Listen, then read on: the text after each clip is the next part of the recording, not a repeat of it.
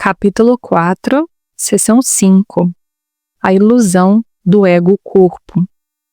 Todas as coisas cooperam para o bem. Não existem exceções, exceto no julgamento do ego. O ego exerce vigilância máxima em relação ao que ele permite que faça parte da consciência, e não é esse o modo de uma mente equilibrada manter-se coesa. O ego é levado a maior desequilíbrio ainda, porque mantém a sua motivação básica à parte da tua consciência e eleva o controle, ao invés da sanidade, a predominância. O ego tem toda a razão para fazer isso, de acordo com o sistema de pensamento que lhe deu origem e ao qual ele serve.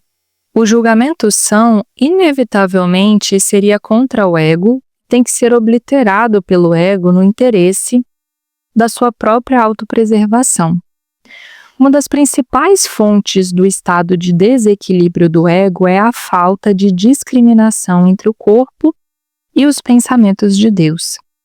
Os pensamentos de Deus são inaceitáveis para o ego porque apontam claramente para a não existência do próprio ego. Assim sendo, o ego ou os distorce ou se recusa a aceitá-los. Ele não pode, porém, fazer com que deixem de ser. Tenta, portanto, não só esconder os impulsos inaceitáveis do corpo, mas também os pensamentos de Deus, porque ambos são ameaçadores para ele. Estando preocupado primariamente com a sua própria preservação diante da ameaça, o ego os percebe como o mesmo. Percebendo-os como o mesmo, tenta se salvar para não ser varrido para longe, como certamente seria na presença do conhecimento.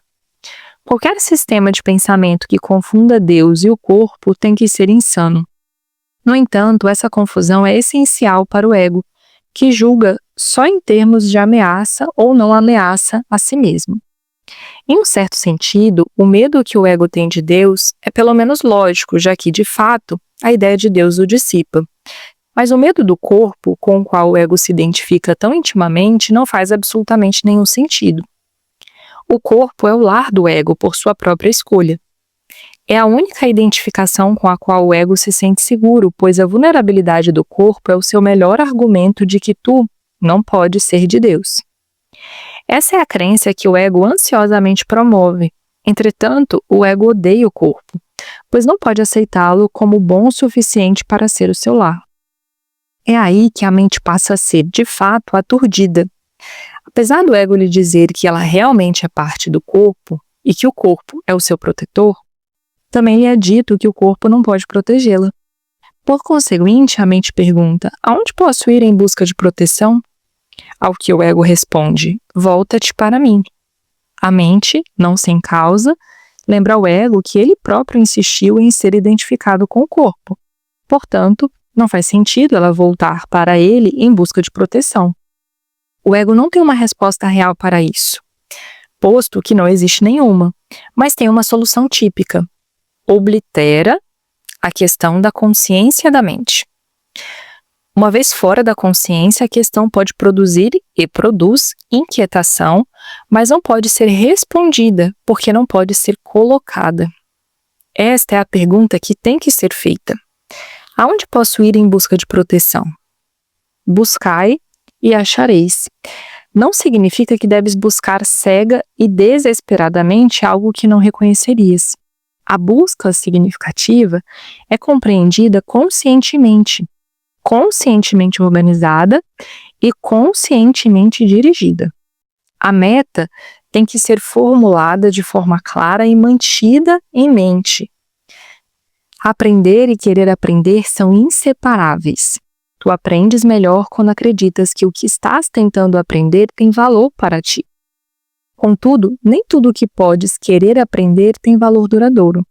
De fato, muitas das coisas que queres aprender podem ser escolhidas porque seu valor não é duradouro.